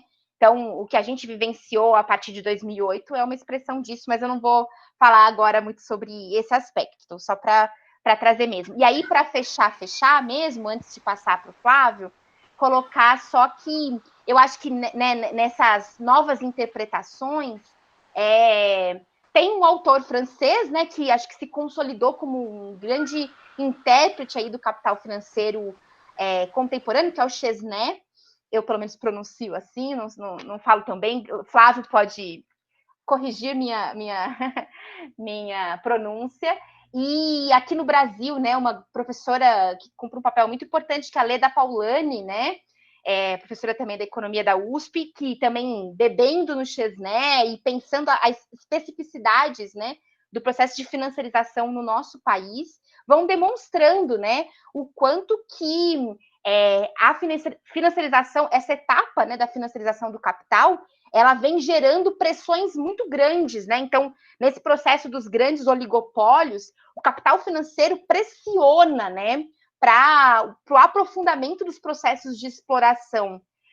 Então, todas as dinâmicas, né, que a gente vem vivenciando aí de políticas de austeridade, de retirada de direitos trabalhistas e previdenciários e por aí vai, né, de precarização das relações de trabalho, estão muito associadas a essa pressão do capital financeiro sobre o capital produtivo, né? E isso demonstra o quanto que há uma interdependência, né? Eu acho que é isso, eu não tinha muito mais a acrescentar, era mais um reforço mesmo do que já foi colocado. Obrigada, Flávio. De nada. Ô, Carla, eu queria aproveitar e pedir para você se continuar aí, porque você começou bem aí na discussão da terceira questão. Eu já vou botar ela aqui no chat, né? Mas vamos fazer agora vamos fazer agora o inverso aqui da ordem, e daí começamos com você, com essa terceira pergunta, né? O que caracteriza a crise no capitalismo? Qual a relação da crise de 2008 no que tange aos limites e falhas do liberalismo? Tá. Eu pensei, assim, quando eu li essa pergunta, né, antes de começar a live, eu pensei, como é que eu posso colaborar, né, com essa resposta? Colaborar no sentido de trazer algo, talvez, que os meus colegas, né, não tragam, né? Como é que eu posso complementar essas leituras, né? Eu acho que Tiago, muito provavelmente, vai trazer aqui uma leitura mais rigorosa para a gente entender esses processos de crise enquanto algo inerente, né, à ordem do capital. Então, nós marxistas entendemos, né, com todas as nossas pluralidades, nós, não só os marxistas, né, outras correntes do pensamento também compartilham dessa percepção de que esta forma, né, de produzir e reproduzir a vida, que é o capitalismo, ela apresenta contradições inerentes a si, né? E o que permite que ela acumule e expanda é também o seu próprio veneno, né? Então, é o antídoto e é o veneno ao mesmo tempo, né? Usando aqui a categoria do Fanon, né? Do fármaco. Então, o capitalismo, ele vive essas contradições inerentes, né? Aquilo que é o seu antídoto é o seu veneno, né? E muitas vezes, nesse processo de circulação, nós temos discordâncias de tempos, né? Então, o que acontece, acho que o Tiago vai poder falar isso muito melhor que eu, né? Nós temos diferentes características, né, desses processos de crise, mas muitas vezes o que ocorre é justamente, né, que em determinados momentos desse processo de acumulação, com o desenvolvimento das forças produtivas, há muitas vezes o descolamento, né, entre a produção e a própria possibilidade de realização dessa mercadoria, né, com o consumo final, né, das mercadorias. E a gente vivencia processos de superprodução, né, muito inerentes, além de outras características dessas crises cíclicas. Mas eu queria poder falar um pouquinho mais também sobre como é que determinada tradição do marxismo vem lendo as especificidades desta crise atual, né? E eu acho que talvez aqui eu possa trazer alguma contribuição um tanto quanto importante aqui para o debate, né? Então, primeiro reconhecendo que as crises são cíclicas e as crises são as respostas das crises do capital são as próprias formas de dar saltos nos processos de acumulação, né? Então, as crises geram destruição e geram possibilidades de remanejamento, né? Metabólico e que garantem processos novos de acumulação, né? Então, apesar de entendermos, né, as crises como cíclicas, eu, pelo menos, né, parto, e aí concordo muito com a fala do Tiago, né, sobre uma fala elogiosa, né, ao próprio título e o próprio intuito desse debate organizado aqui pelo Flávio e pela turma, né, de pensar os marxismos, eu também sou dessas, Thiago, que me alimento, né, de um marxismo crítico, que pode ser lido como ortodoxo no método, mas que é profundamente heterodoxo nesse sentido mesmo de, assim como Marx, se colocar para dialogar com o seu tempo histórico e com a produção do conhecimento nesse tempo histórico, né? Não se ensimesmar, acho isso fundamental. E dentro dessa tradição, né, desse marxismo crítico, e aí é que eu coloco, né, autores e autoras que são muito importantes para mim, pelo menos, né, para essa minha geração aí, de um marxismo que bebe muito aí em Daniel Ben Said, Ernest Mandel, e que tem aqui os autores contemporâneos como Michel Louvis, Cinzia Arruza e outros, né?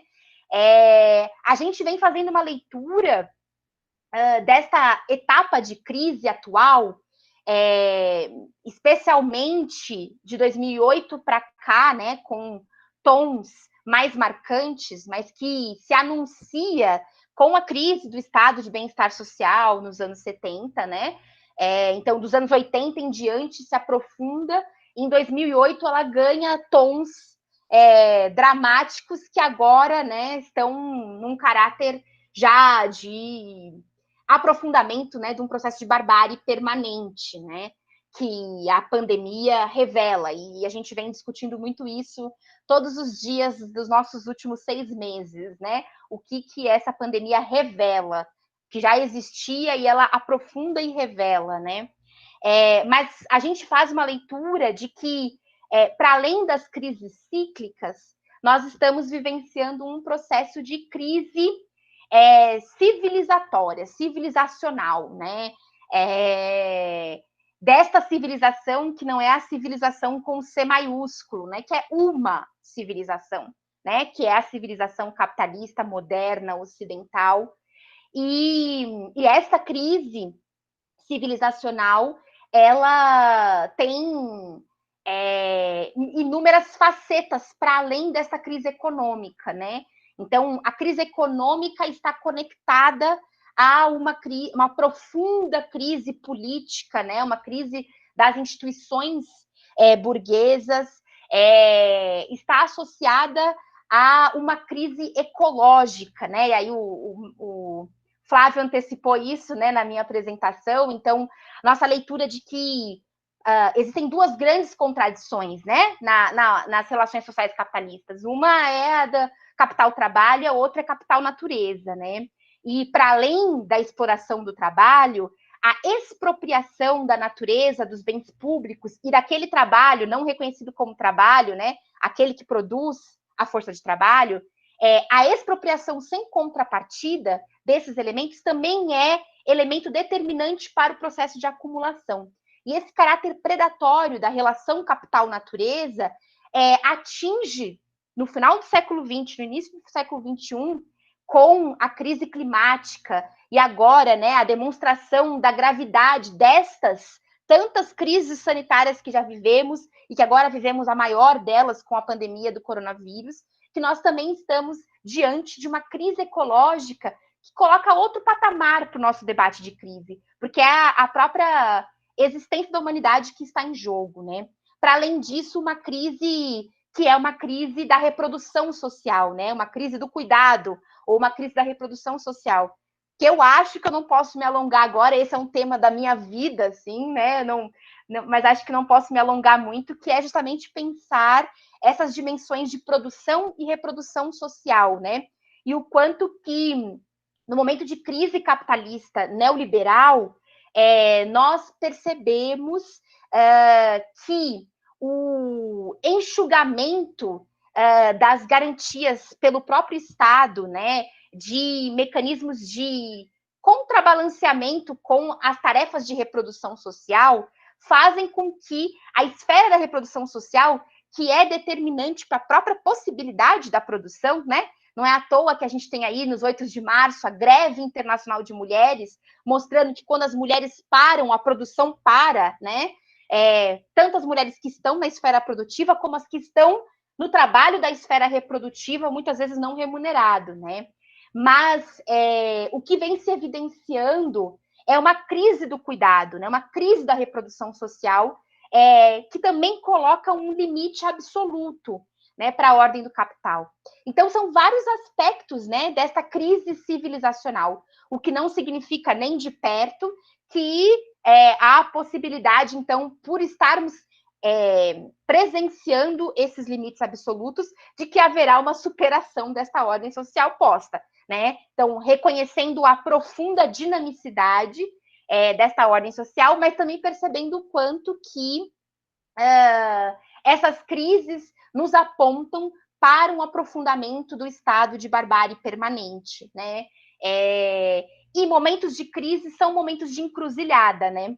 Então, também apostamos aí, né, o quanto que nesses momentos de crise, e esse momento específico de crise estrutural,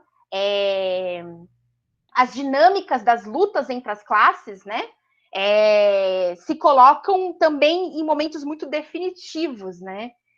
Ainda que tenhamos aí uma aparência, né, de uma profunda derrota, nesses momentos também a luta de classes se coloca, né, em encruzilhadas, em momento de importantes apostas, né, da classe trabalhadora, de reversão, né, desse cenário barbarizante, né? Então, acho que eu queria colocar mais esses aspectos mesmo para além de entendermos as crises cíclicas, pensarmos as especificidades dessa crise civilizatória que presenciamos, né? Era mais isso. Flávio. Obrigado. Então eu passo agora, a gente está fazendo o caminho de volta, né? Eu passo para o Nildo e em seguida para o Tiago para essa terceira questão.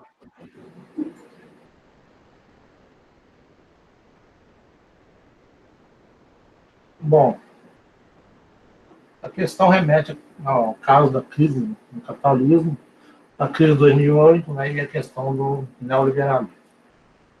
Bom, no fundo, o Marx, ele, obviamente, da crise de 2008, ele não afirmou, não tratou disso. O que o Marx nos oferece, nesse caso, alguns elementos analíticos da teoria do capitalismo que nos ajudam a explicar o fenômeno. Então, vamos falar um pouco do que o Marx traz, que nos ajuda a entender isso. Análise a esse respeito. Então, o primeiro elemento é que quando o Marx vai analisar o capitalismo, ele apresenta a dinâmica do capitalismo. E aquilo que eu já tinha colocado, a reprodução ampliada do capital. Ou seja, o capital, o modo de produção capitalista, ao contrário de todos os outros modos de produção que existiam, como feudal, escravista, que o Marx analisa, o asiático também, que é o nome que ele usa, um tanto quanto impreciso, outros posteriores vão usar modo de produção tributário, etc.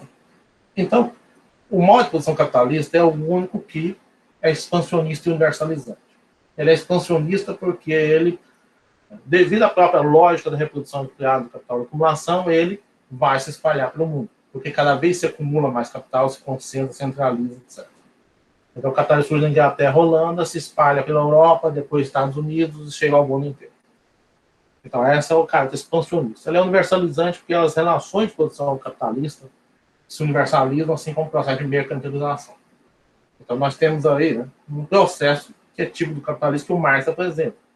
E nesse processo de apresentar, o Marx aponta a questão de algumas contradições nesse desenvolvimento. Uma das contradições é o que ele chama, eu não vou poder entrar em todas, vou focalizar a mais importante, que é o que ele chamou de tendência declinante da taxa de lucro. O Marx vai dizer que quanto mais o capitalismo se desenvolve, mais se aumenta a proporção de capital fixo em detrimento de capital variável. Ele chama de composição orgânica do capital. Ou seja, cada vez mais o capital está gastando mais com meios de produção, com capital fixo, com capital constante e tecnologia, etc., e cada vez menos proporcionalmente com força de trabalho. Por mais que a força de trabalho aumente a produtividade, significa aumento de extração de mais valor relativo, há um descompasso nesse processo. E, portanto, isso vai gerar o quê? Essa tendência declinante da taxa de lucro. E essa tendência vai acompanhar a história do capitalismo. Quanto mais o capitalismo se desenvolve, mais essa tendência vai se manifestando. Só que o capitalismo cria mecanismos para reverter isso. E dentro desses mecanismos que ele utiliza, você pode aumentar a massa de lucro.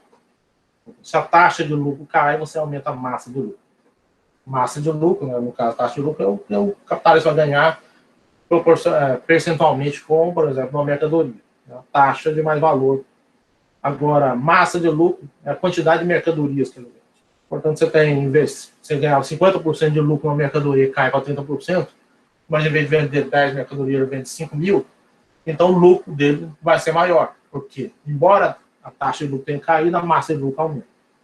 Então, o Marx, através de todos esses processos, ele vai colocar que quanto mais o capital se desenvolve, mais há esse processo dessa composição orgânica. E aí o capital cria contra-tendências.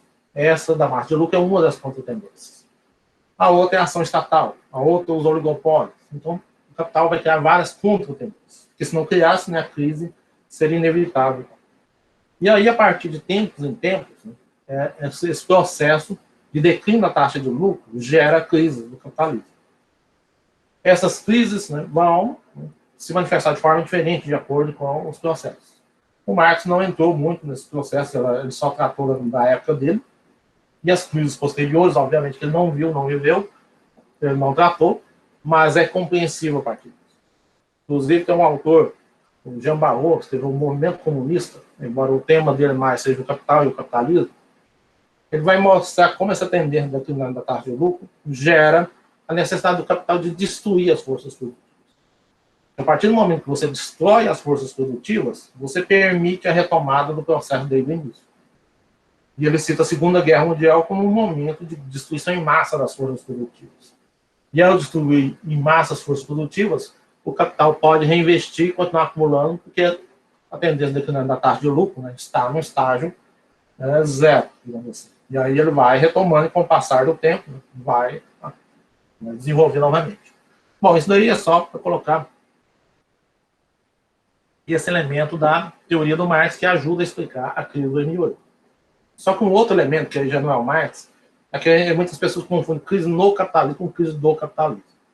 Crise no capitalismo existem várias, de governabilidade, financeira, institucional, etc. Agora, crise do capitalismo significa que a sociedade capitalista, o modo de produção capitalista está em crise.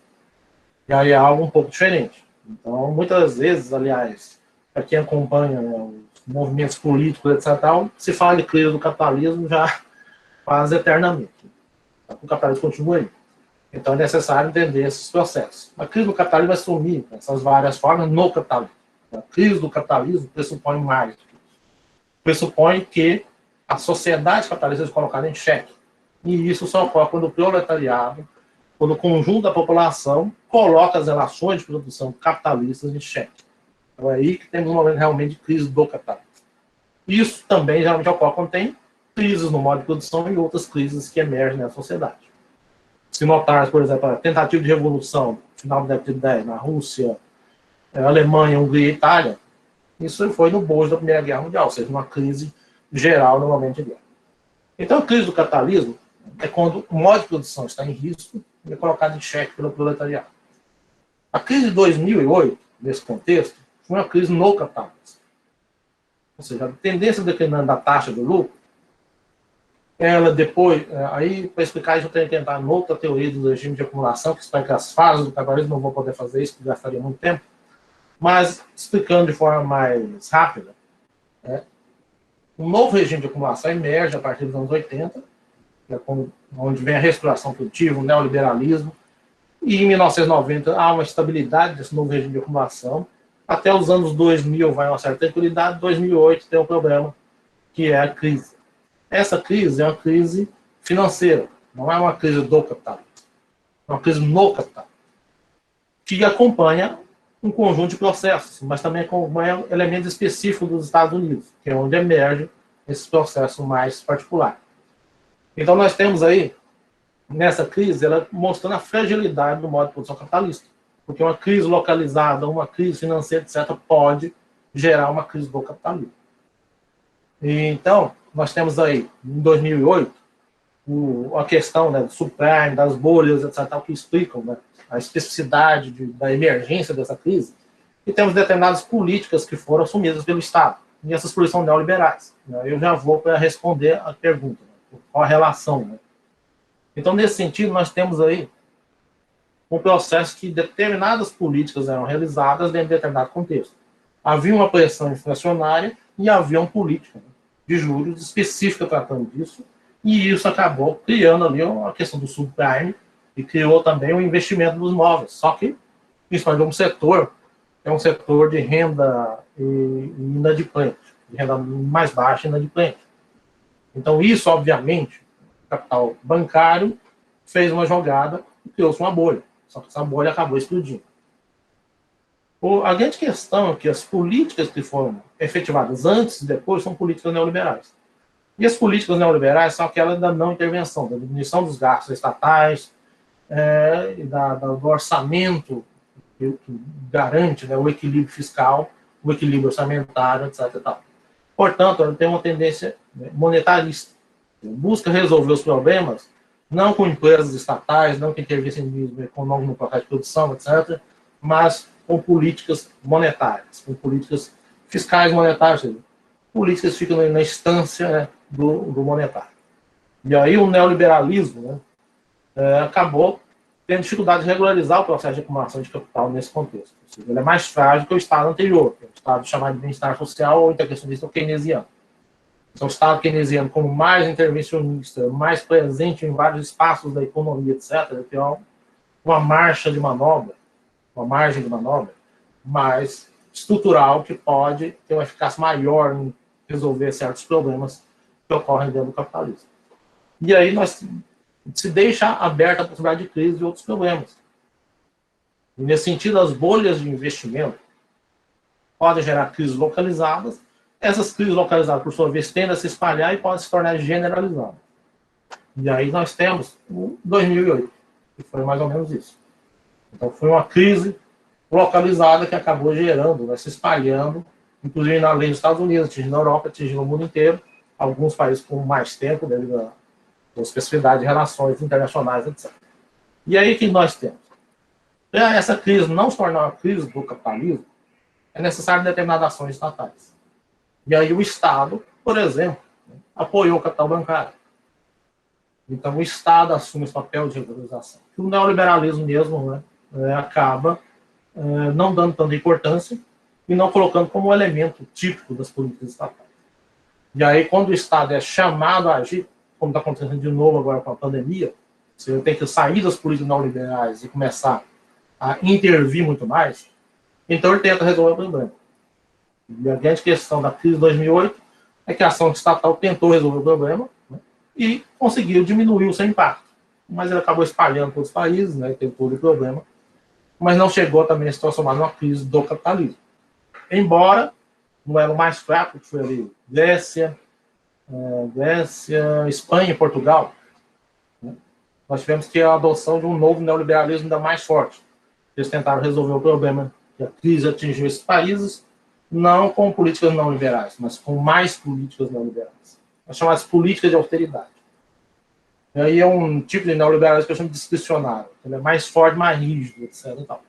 E aí essas políticas neoliberais, mais fortes e rígidas, né, criou impacto, resistência, lutas, né, que podia ter gerado uma crise maior, mas acabou que houve, né, uma certa pacificação posterior, e esse é o dilema que aconteceu. No Brasil, isso chegou um tanto quanto mais tarde.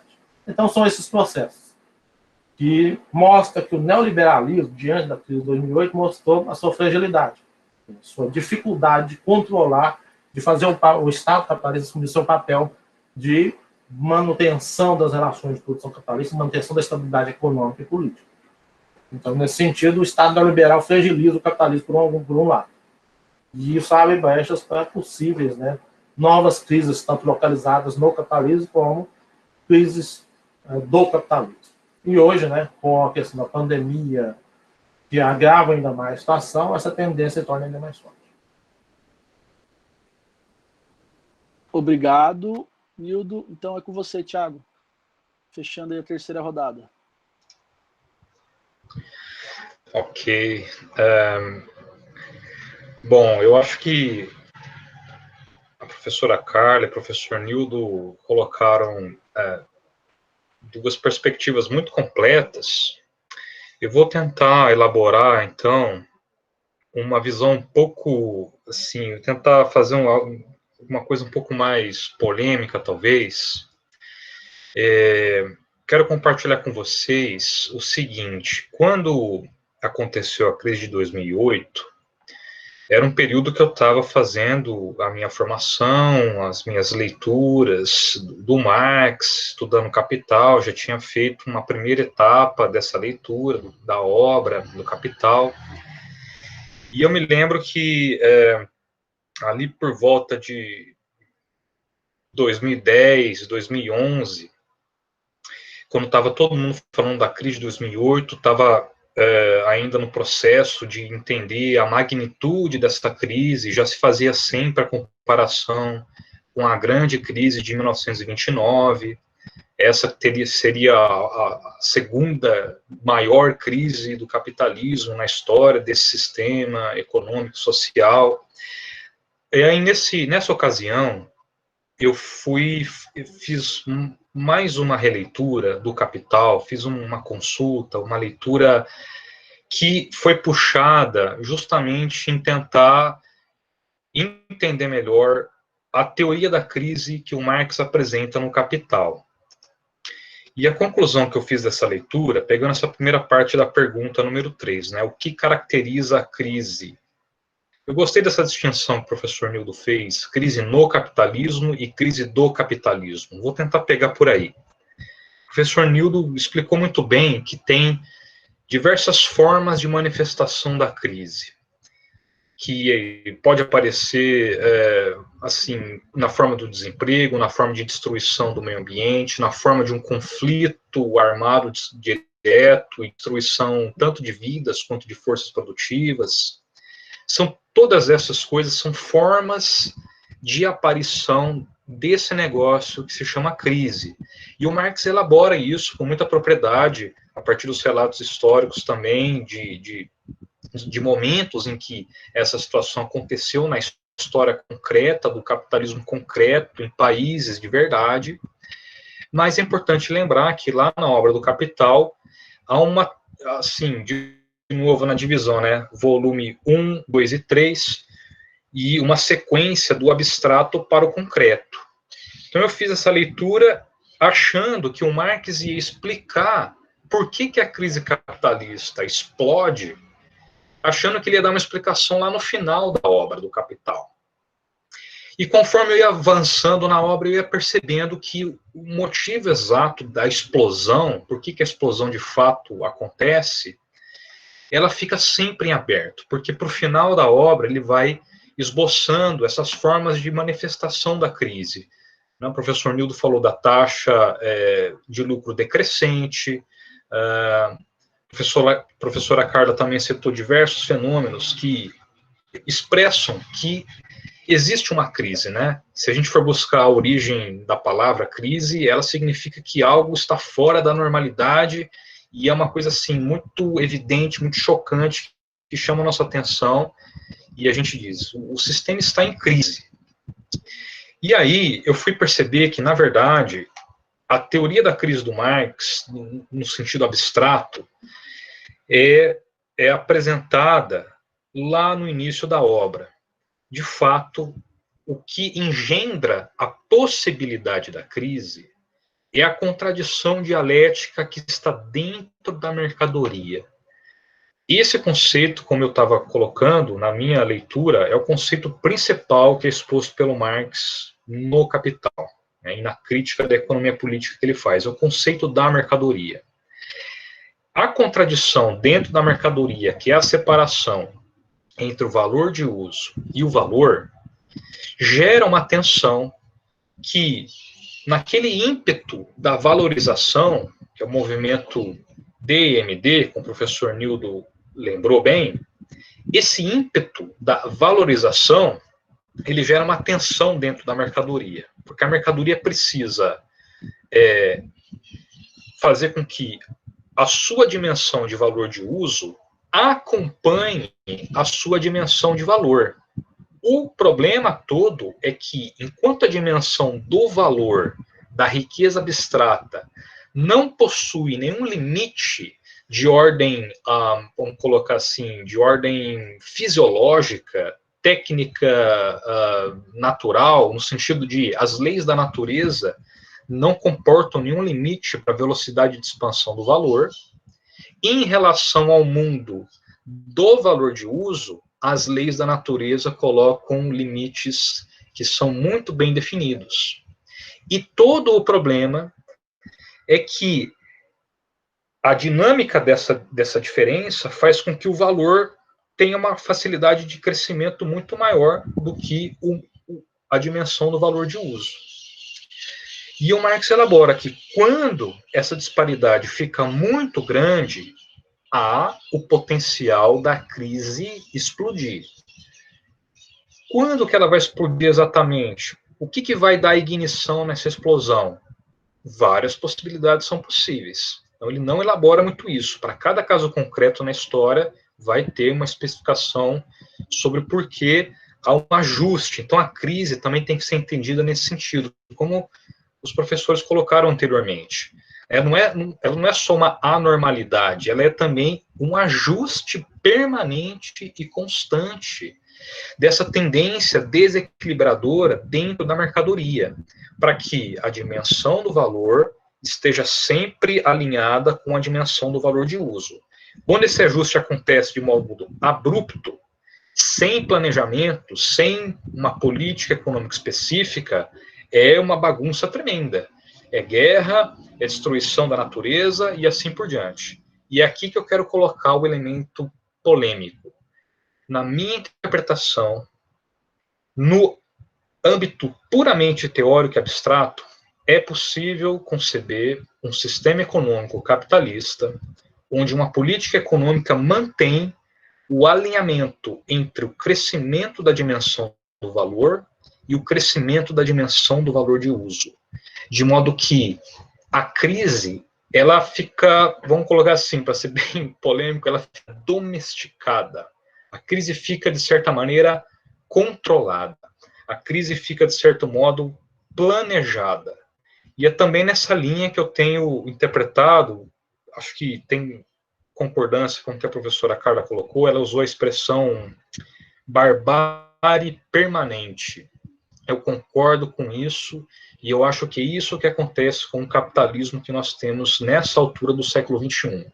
É um sistema econômico planificado para a garantia da expansão do capital.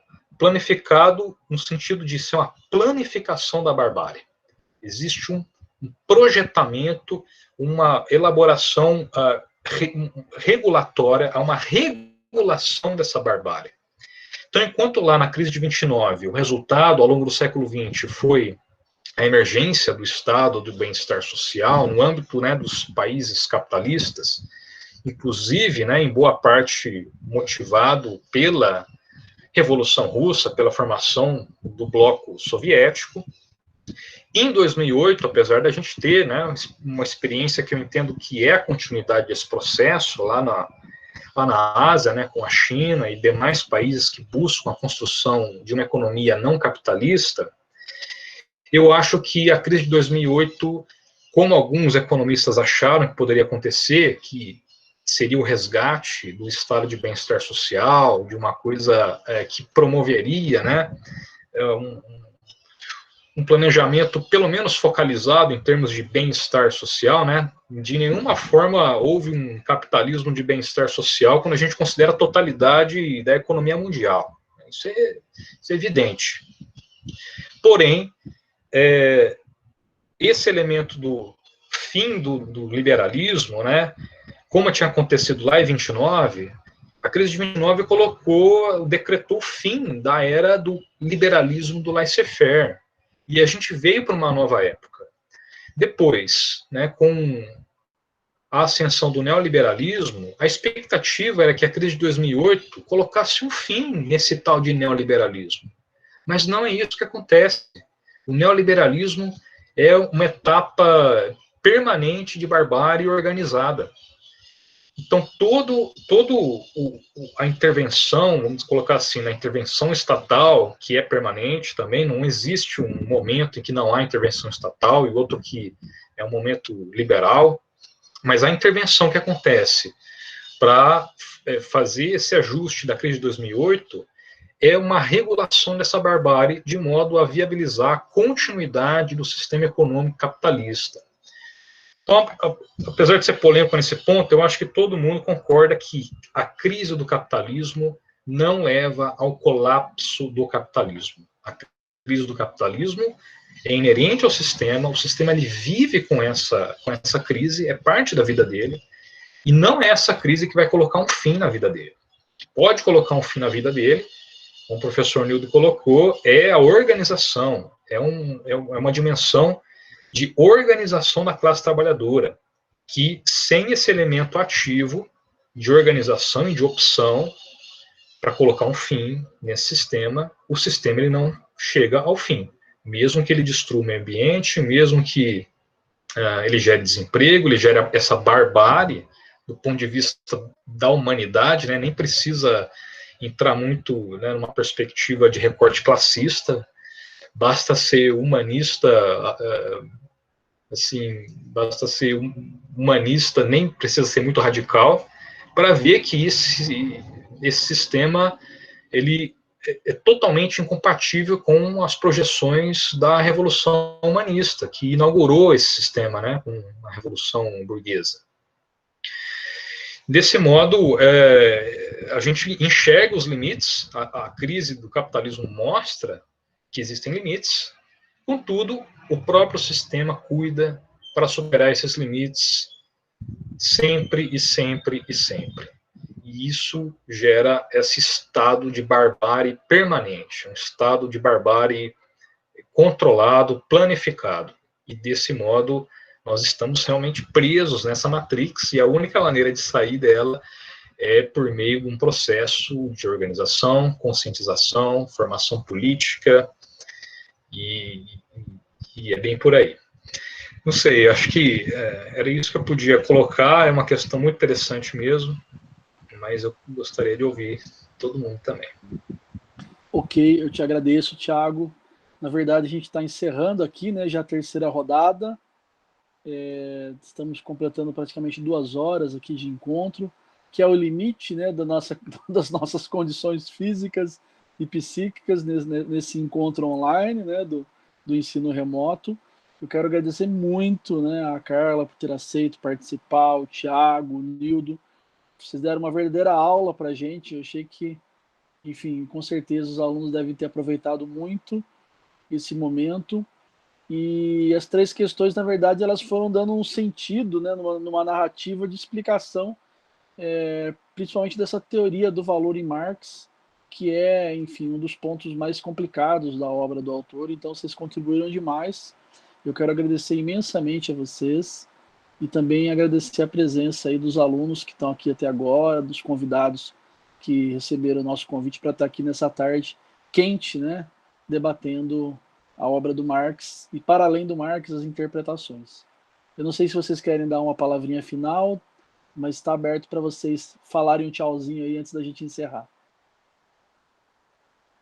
Eu que estou com a câmera aberta já vou dar o meu tchauzinho aqui. Dizer que foi também um aprendizado enorme estar aqui com vocês. Espero que a gente tenha mais oportunidades, né, Flávio? Pelo menos aproveitar o que há de positivo nessa tecnologia, que é algum tipo de aproximação, né, entre nós e de fortalecimento coletivo em um momento tão difícil. E dizer que eu acho, assim, que dessas últimas falas nossas, né, reforçar que, de fato, só a luta muda a vida. E isso não é uma bandeira, né? Isso não é uma bandeira panfletária, né? Isso é concreto, né? Mais real impossível. É só a luta organizada que nos permite mesmo transcender essa ordem podre, né? Posta, né? Mas é isso, Flávio. Muito obrigada. Foi um prazer. Obrigado.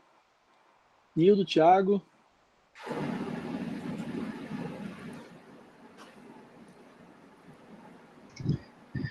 Eu agradeço aí a participação, obrigado pelo convite, boa tarde para todo mundo. Fiquei muito contente de estar junto com vocês nessa tarde. Até logo. Obrigado. Eu também agradeço, né, a todos. Espero ter contribuído com o debate. Vou aproveitar para fazer uma propaganda no final.